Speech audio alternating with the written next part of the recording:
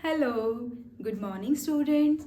आज हम अपना नया चैप्टर स्टार्ट करेंगे क्लास 8 साइंस का cell structure and function. Okay, तो सेल बेसिकली क्या होती है। वैसे मैंने जो लास्ट आपको आई थिंक 3 चैप्टर्स मैंने कंप्लीट कर दिए हैं, तो उनमें मैंने वैसे सेल के बारे में आपको बताया था कि हमारी जो बॉडी होती है उसमें सेल ऐसे होती है जैसे बिल्डिंग के अंदर ब्रिक, मतलब इमारत के अंदर ईंट। ऐसे ही सेल हमारी बॉडी के अंदर होती है। हमारी जैसे ब्रिक के रिपीटेशन से पूरी बिल्डिंग बनती है, वैसे ही सेल के रिपीटेशन से पूरी बॉडी का निर्माण होता है। समझ आ गया? अच्छा, तो पहले हम उसकी basic structural unit of an organ. अच्छा, ये जो वर्ड ऑर्गन है ये कहाँ से आया, स्टार्ट करते हैं चैप्टर को। जितने भी लिविंग ऑर्गेनिजम्स होते हैं वो सारे लिविंग ऑर्गेनिज्म सारे प्रोसेस करते हैं जीवन जीने के लिए, मेटाबॉलिक रिएक्शंस करते हैं। मेटाबॉलिक रिएक्शंस इस ये जो मैंने राइट किया हुआ है इसको थोड़ा बाद में पढ़ना, पहले जो मैं पढ़ा रही हूँ उसको देखिए। मेटाबॉलिक रिएक्शंस क्या होती हैं? जिंदगी जीने के लिए जो क्रियाएं की जाती हैं, जैसे कि न्यूट्रिशन खाना खाना होता है, एक्सक्रीशन मल को त्याग करना होता है, रेस्पायरेशन सांस लेना और छोड़ना होता है, डाइजेशन पचाना होता है खाना। मतलब जितनी भी जो क्रियाएं होती हैं बॉडी के अंदर, एक लिविंग ऑर्गेनिज्म एक सजीव प्राणी को जीने के लिए जितनी भी क्रियाएं उसको करनी होती हैं उनको मेटाबॉलिक रिएक्शंस बोला जाता है, मेटाबॉलिक प्रोसेसेस बोला जाता है। समझ आया आपको? ठीक है, तो ये सब जैसे लिविंग ऑर्गेनिज्म क्या क्या करते हैं? रेस्पायरेशन करते हैं, डाइजेशन करते हैं, रेस्पायरेशन सांस लेना, डाइजेशन करते हैं वो, और क्या करते हैं वो अभी मैंने बताया, न्यूट्रिशन मतलब खाना खाते हैं। ठीक है, न्यूट्रिशन खाना खाना उनका, और मतलब उनका डाइजेशन, उनका एक पाचन तंत्र होता है उनके अंदर। ठीक है, उनके अंदर ब्लड फ्लो करता है पूरी बॉडी में, ब्लड सर्कुलेटरी सिस्टम होता है। तो ये सब रिएक्शंस मेटाबॉलिक रिएक्शंस होती हैं। ठीक है, जितनी भी लिविंग ऑर्गेनिज्म को जीने के लिए जितनी भी क्रियाएं करनी पड़ती हैं, प्रोसेसेस करने पड़ते हैं, that are called metabolic reaction. अच्छा, हमारी बॉडी किससे बनी हुई होती है? सेल से बनी हुई होती है। सेल हमारी बॉडी की बेसिक स्ट्रक्चरल यूनिट होती है। बेसिक मतलब उसी से हमारी पूरी बॉडी बनती है। Basic structural unit of an organ वो क्या होती है? सेल होती है। जैसे हमारी बॉडी में जो सेल होती है, ठीक है, सिमिलर सेल से मिलके एक तरीके की सेल का अगर ग्रुप हो जाए, मिल जाए, सिमिलर सेल के कलेक्ट होने से क्या बनता है? टिश्यू बनता है। क्या बनता है? टिश्यू। टिश्यू मतलब ऊतक। सेल मतलब कोशिका होती है। सेल का मतलब क्या होता है? कोशिका। टिश्यू का मतलब क्या होता है? ऊतक। अगर एक जैसे सिमिलर टिश्यूज अगर मिल जाए, एक जैसे ऊतक मिल जाए, उनसे बनता है ऑर्गन। ऑर्गन मतलब अंग। अंग जैसे आई, ईयर, ये अंग का काम करते हैं।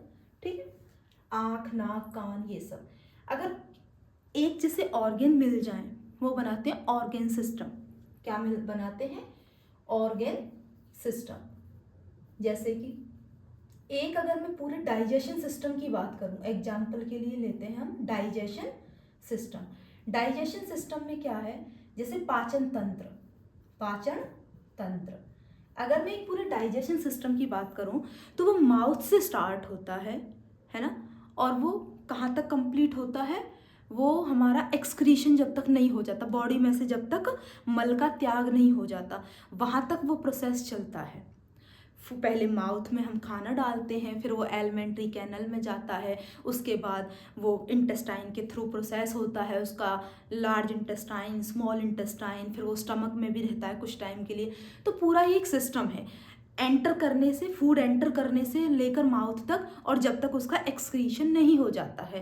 ठीक है, तो ये पूरा एक ऑर्गन सिस्टम हुआ, एक पाचन तंत्र का सिस्टम हुआ, एक ब्लड सर्कुलेटरी सिस्टम का पूरा एक सिस्टम है कि ब्लड कैसे फ्लो करता है बॉडी में, वेन्स के थ्रू, आर्टरीज के थ्रू, उसके अंदर 4 चैम्बर्स होते हैं, मतलब पूरा टोटल जितना भी उसका जब से शुरू होता है, जब से बॉडी मतलब हार्ट से वो जाता है और हार्ट में वापस आता है, तो जब तक का पूरा सिस्टम जो होता है वो ब्लड सर्कुलेटरी सिस्टम के अंदर आता है। समझ आ गया।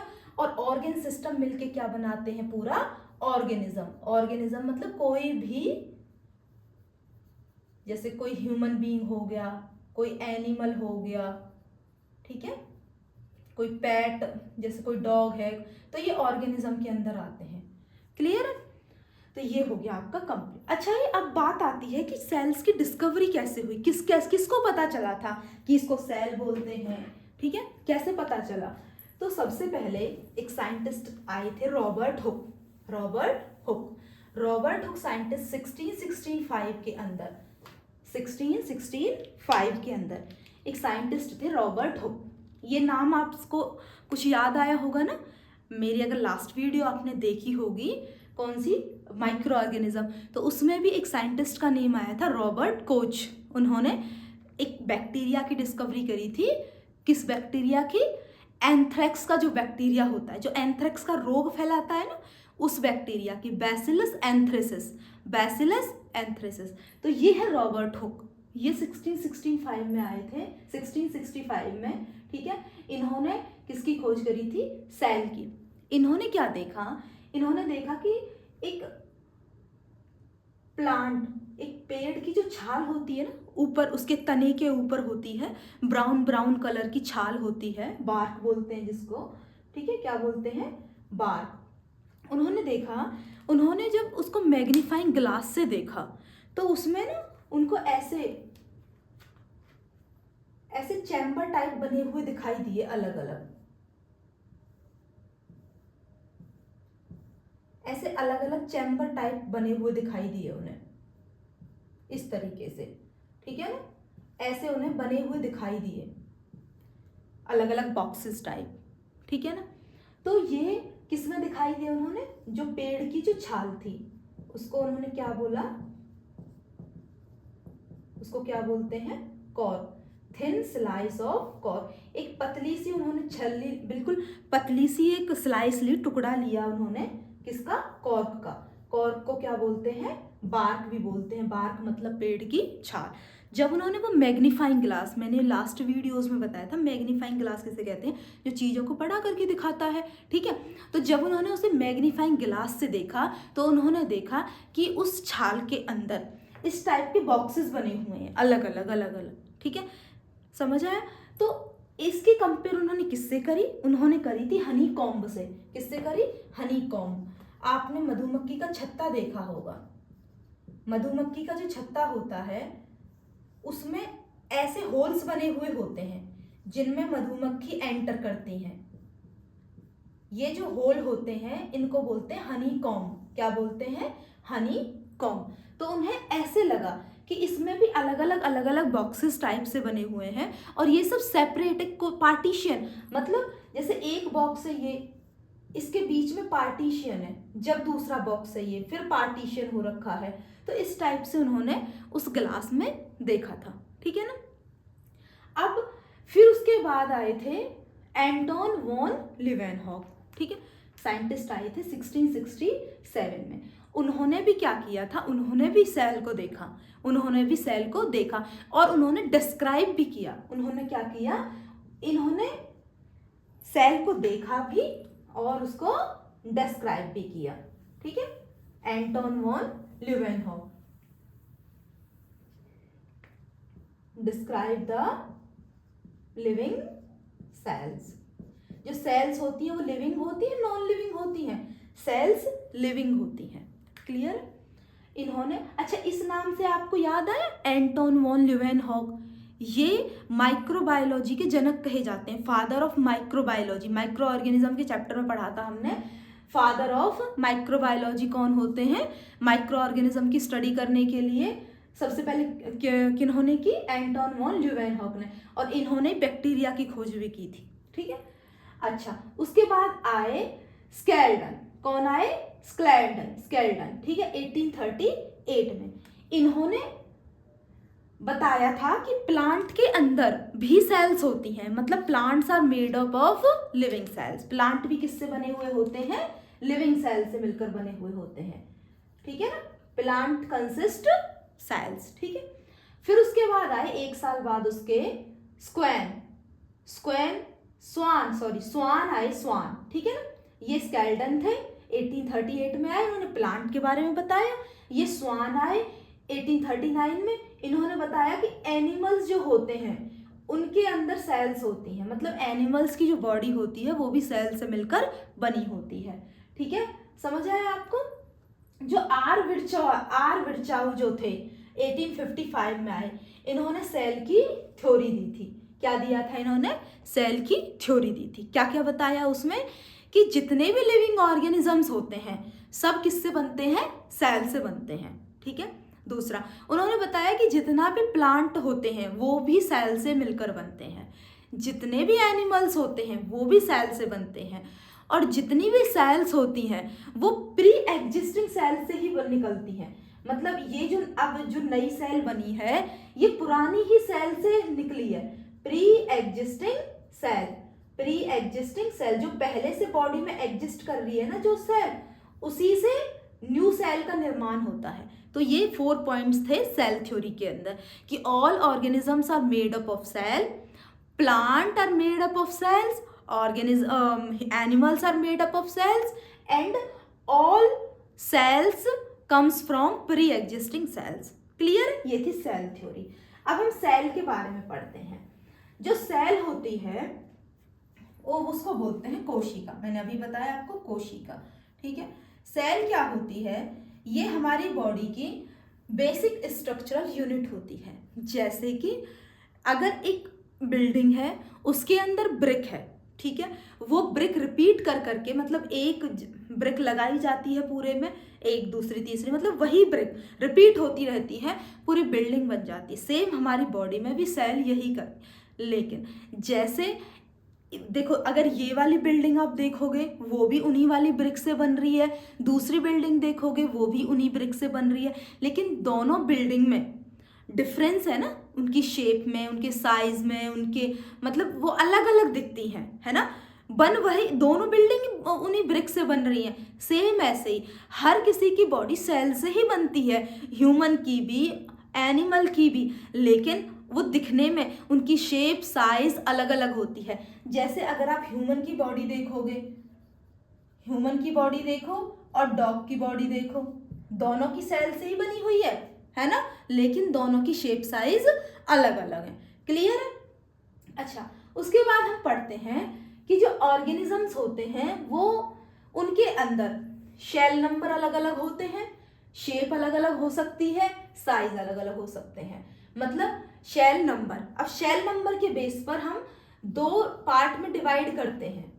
शेल नंबर के बेसिस पर सेल्स को 2 टाइप में, ऑर्गेनिज्म को 2 टाइप में डिवाइड किया जाता है। On the basis of number of cells organisms are divided into 2 categories. कौन कौन सी कैटेगरीज हैं? एक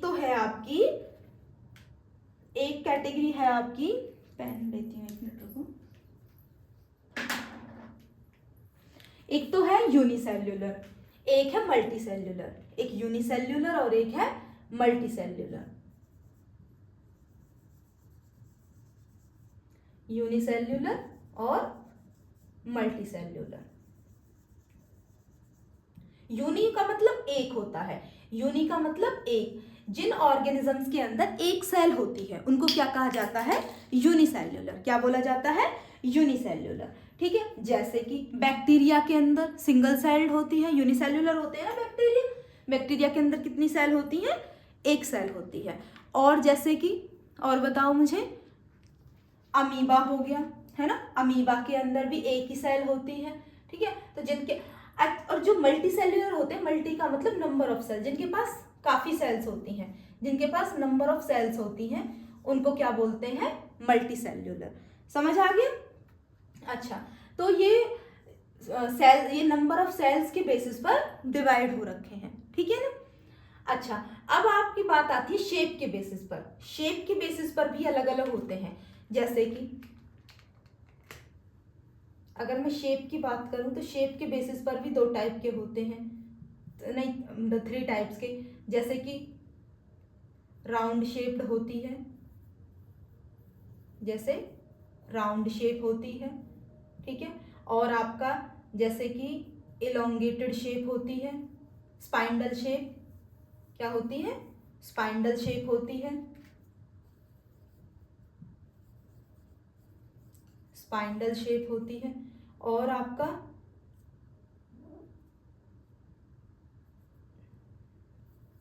लॉन्ग एंड ब्रांच्ड शेप होती है, ब्रांच्ड शेप।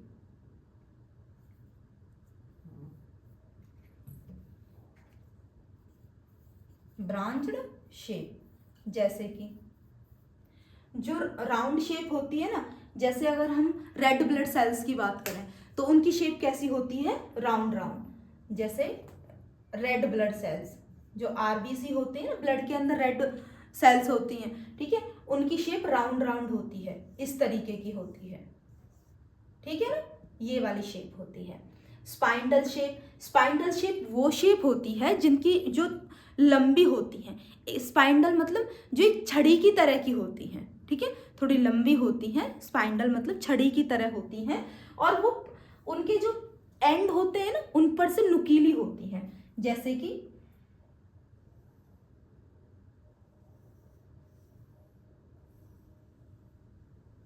इस तरीके की होती हैं, लंबी होती हैं छड़ी की तरह, और पॉइंट जो उनके एंड होते हैं उन पर से पॉइंटेड होती हैं। एंड कैसे होते हैं उनके, पॉइंटेड एंड होते हैं, नुकीले एंड होते हैं। क्लियर, तो इस तरीके की होती है स्पाइंडल शेप। इसका एग्जांपल जैसे जो हमारी मसल्स होती हैं, मसल्स हमारी ऐसी ही होती हैं स्पाइंडल शेप की, ठीक है। जो मसल्स होती हैं हमारी, जैसे हमारी आईज के अंदर मसल्स होती है ना, तो ये क्या, ये वाली जो हमारी शेल्स होती हैं, ये क्या करती हैं, ये हेल्प करती हैं एक्सपेंशन में, फैलाने में, और कॉन्ट्रैक्शन में। जैसे आईज होती हैं, अगर हम बाहर चले जाएंगे सनलाइट में तो हमारी आईज क्या हो जाती हैं, कॉन्ट्रैक्ट, सिकुड़ जाती हैं। वहीं अगर हम अंधेरे वाले रूम में आएंगे, डार्क रूम में, तो हमारी आईज कैसी हो जाती हैं, एक्सपेंड हो जाती हैं। यानी जो ये मसल्स होती हैं, स्पाइंडल शेप की जो मसल होती हैं, ये किस में हेल्प करती हैं, contraction and expansion of muscles. Clear. अब फिर आता है long and branched shape. Long and branched shape वाली जो ये मसल होती हैं, ये इसमें काफी सारी ब्रांच होती हैं, जैसे कि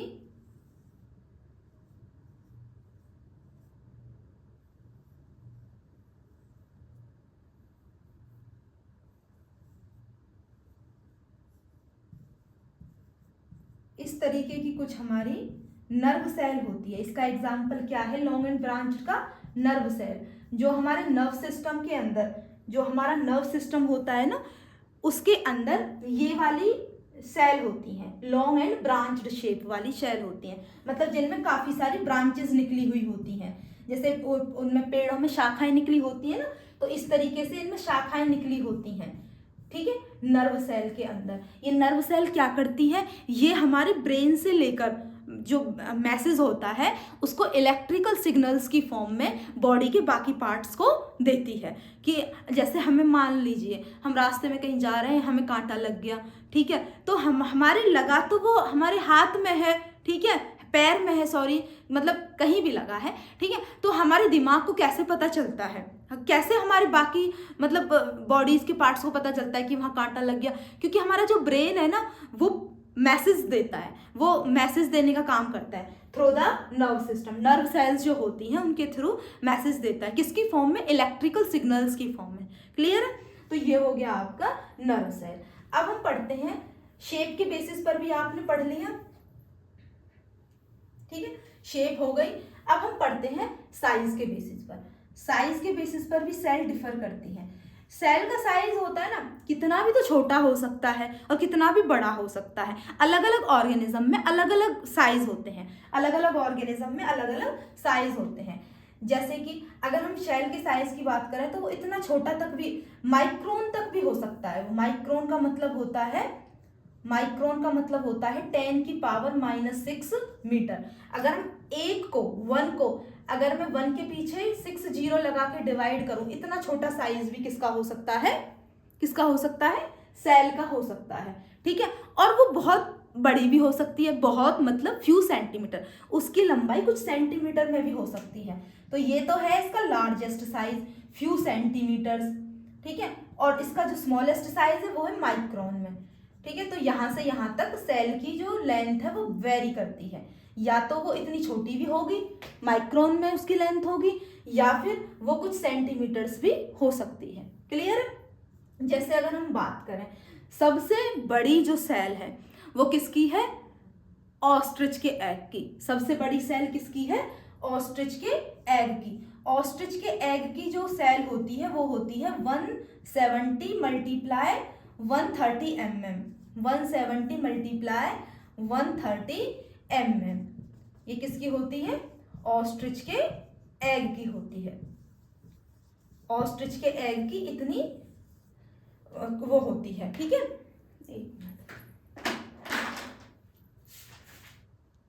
क्लियर है। और सबसे जो छोटी होती है वो एक बैक्टीरिया की होती है। सबसे छोटी सेल, सबसे छोटी सेल किसकी होती है? बैक्टीरिया की। कौन से बैक्टीरिया की? माइकोप्लाज्म। माइकोप्लाज्मिक बैक्टीरिया होता है, उसकी 0.1 माइक्रोमीटर होती है।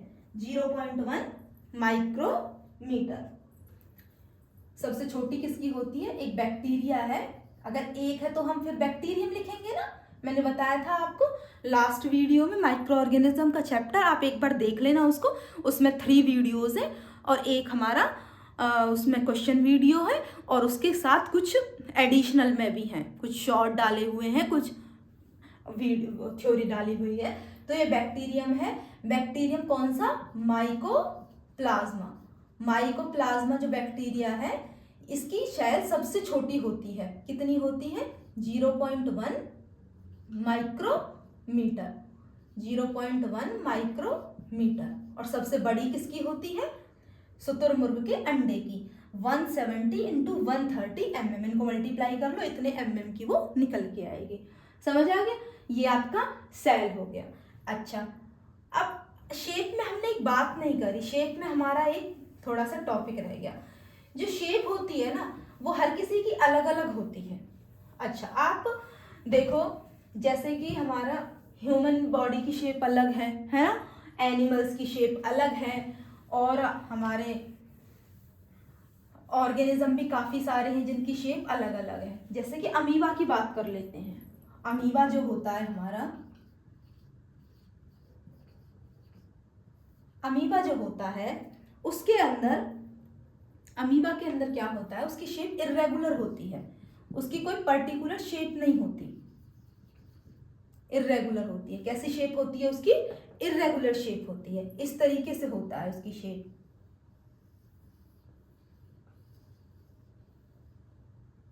इस तरीके से उसकी शेप होती है। क्लियर? ये होती है उसकी शेप। मतलब वो अपनी शेप को चेंज कर सकता है। क्यों कर सकता है? ये आपको फिंगर जैसी प्रोजेक्शन दिख रही है, इनको बोलते हैं finger like projections. Finger like projection, ये उंगली की तरह की प्रोजेक्शन जो आपको दिख रही हैं इनको बोलते हैं स्यूडोपोडिया। Pseudopodia, pseudopodia. अब जो स्यूडो है इसका मतलब तो होता है फॉल्स। क्या होता है इनका मतलब? फॉल्स। और जो पोडिया है इसका मतलब होता है फीट। इसका मतलब क्या होता है? फीट। स्यूडोपोडिया का पूरा मतलब है फॉल्स फीट। तो ये जो इनकी फिंगर की तरह की ये प्रोजेक्शन दिख रही है ना, वो इनकी मदद से क्या करते हैं? एक तो मूव करते हैं एक जगह से दूसरी जगह, मूवमेंट करते हैं। क्या करते हैं? मूवमेंट। और दूसरा क्या करते हैं? फूड को कैप्चर करते हैं। कैप्चर फूड, फूड को कैप्चर करते हैं इनकी हेल्प से। और वो अपनी शेप को लगातार बदलते रहते हैं, मतलब उनको जैसा और सबसे बड़ी बात, ये यूनिसेल्युलर होते हैं। यूनिसेल्युलर मतलब इनमें सिर्फ एक सेल होती है, यूनिसेल्युलर। अब मुझे ये बताओ कि जो ये अमीबा है, मैं कोशिश करूंगी, मतलब मैं उम्मीद करूंगी आपसे कि आप इस चैप्टर को देखने से पहले आप एक बार माइक्रो ऑर्गेनिज्म का चैप्टर पढ़ के आए। ठीक है, मैंने वीडियो डाली हुई है तो उसमें मैंने सब कुछ डिफाइन किया हुआ है। तो अमीबा जो होता है वो एक प्रोटोजोआ होता है, और प्रोटोजोआ की कैटेगरी में जो भी आते हैं वो सब यूनिसेल्युलर होते हैं, ठीक है। तो ये यूनिसेल्युलर होता है, मतलब सिर्फ इसमें एक सेल होती है और उसी एक सेल से ये अपनी ज़िंदगी के सारे काम कर लेता है जो भी इसके लिए ज़रूरी है। जैसे लिविंग ऑर्गेनिज्म के लिए क्या क्या ज़रूरी है, खाना ज़रूरी है, रेस्पायरेशन ज़रूरी है, एक्सक्रीशन ज़रूरी है, मलत्याग करना ज़रूरी है, तो वो सारे काम अपनी एक ही सेल से कर लेता है, ठीक है। अब जब इसकी फंक्शन जो इसको करना होता है, जिस अकॉर्डिंग इसको फूड पकड़ना है, मतलब उसके अकॉर्डिंग ये अपनी शेप को कन्वर्ट कर लेता है। तो इसकी शेप कोई फिक्स नहीं है, वो इररेगुलर है। और भी मैं आपको बताती हूँ, जैसे यूनिसेल्युलर में, यूनिसेल्युलर का एग्जाम्पल आपका एक तो अमीबा हो गया और एक आपका होता है पैरामीशियम। क्या होता है, ये होता है पैरामीशियम। इसकी शेप ना चप्पल के जैसी होती है। किसकी तरह की होती है, चप्पल के जैसी इसकी शेप होती है। क्लियर। तो ये है आपका पैरामीशियम। ये भी कैसा होता है, यूनिसेल्युलर होता है। क्लियर है, हाँ जी। अब जो हमारी ये व्हाइट ब्लड सेल्स होती है ना, ये भी यूनिसेल्युलर होती हैं। हमारे ब्लड के अंदर व्हाइट ब्लड सेल होती हैं, ठीक है। हमारे ब्लड के अंदर क्या होती हैं, व्हाइट ब्लड सेल। ये भी कैसी होती हैं, यूनिसेल्युलर होती हैं। लेकिन दोनों में डिफरेंस क्या है, जो अमीबा है ना, ये एक विकसित जीव है, मतलब ये इंडिपेंडेंट है, ये खुद अपने सारे काम कर सकता है, अकेला रहता है ये, ठीक है। इसका जो नेचर है वो अकेला रहने का है, ठीक है। ये एक फ्लेज्ड ऑर्गेनिज्म है। फ्लेज्ड का मतलब विकसित जीव, ऑर्गेनिज्म का मतलब जीव, और इस फ्लेज्ड का मतलब विकसित। तो जो अमीबा है वो एक विकसित जीव है, ये इंडिपेंडेंट रहता है। कैसा होता है, ये इंडिपेंडेंट, ये अपने सारे काम अपने आप से करता है, ठीक है, उस एक सेल से। लेकिन जो व्हाइट ब्लड सेल है ना, ये हमारे ब्लड के अंदर रहती हैं, ये बिना ब्लड के नहीं रह सकती हैं। समझ आ गया, ये फ्लेज्ड ऑर्गेनिज्म है, ये सेल है। क्लियर है। मैंने आपको बता दिया कि साइज अलग अलग होता है, माइक्रोन से लेकर फ्यू सेंटीमीटर तक सेल का साइज वेरी करता है। अच्छा, एक क्वेश्चन आपके दिमाग में आता है कि सेल कैसी होती है, लिविंग या नॉन लिविंग। लिविंग होती है। दूसरा, जो सेल की शेप है वो किस पर डिपेंड करती है, जो सेल की शेप होती है वो डिपेंड करती है उसकी मेम्ब्रेन पर। मेम्ब्रेन क्या होती है, जैसे कि ये आपकी शेल है, ये है आपकी शेल, ये एक किसकी शेल है, ये है एनिमल की सेल, एक एनिमल की सेल।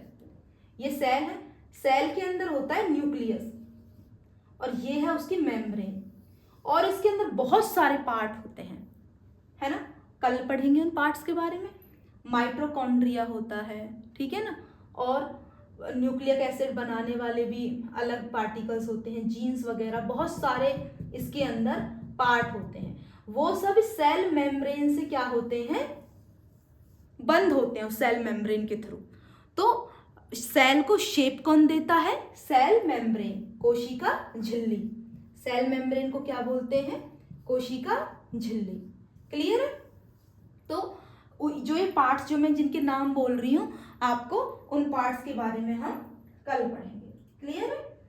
और आपका अगर कोई क्वेश्चन रहता है, वैसे मैंने पूरी कोशिश करी है कि मैं आपको सारा कुछ बताऊं, लेकिन अगर फिर भी कुछ मुझसे छूट रहा हो तो आप मुझे कमेंट बॉक्स में बता देना कि मैम ये आपने नहीं बताया, ठीक है। अच्छा, एक छोटा सा कॉन्सेप्ट और रहता है कि जो साइज होता है ना सेल का, वो ऐसा नहीं है कि जैसे रैट है, रैट का साइज छोटा है, ये रैट है, ये एलिफेंट है, एलिफेंट का साइज बड़ा है। तो ऐसा नहीं है कि इसकी जो सेल होंगी उनका साइज बड़ा होगा, सॉरी छोटा होगा। सेल का रैट छोटा है ना इन कंपैरिजन टू एलिफेंट, तो ऐसा नहीं है कि रैट की सेल छोटी होगी साइज उसका, और एलिफेंट का साइज बड़ा है तो उसकी सेल बड़ी होगी। नहीं, ऐसा नहीं होता है।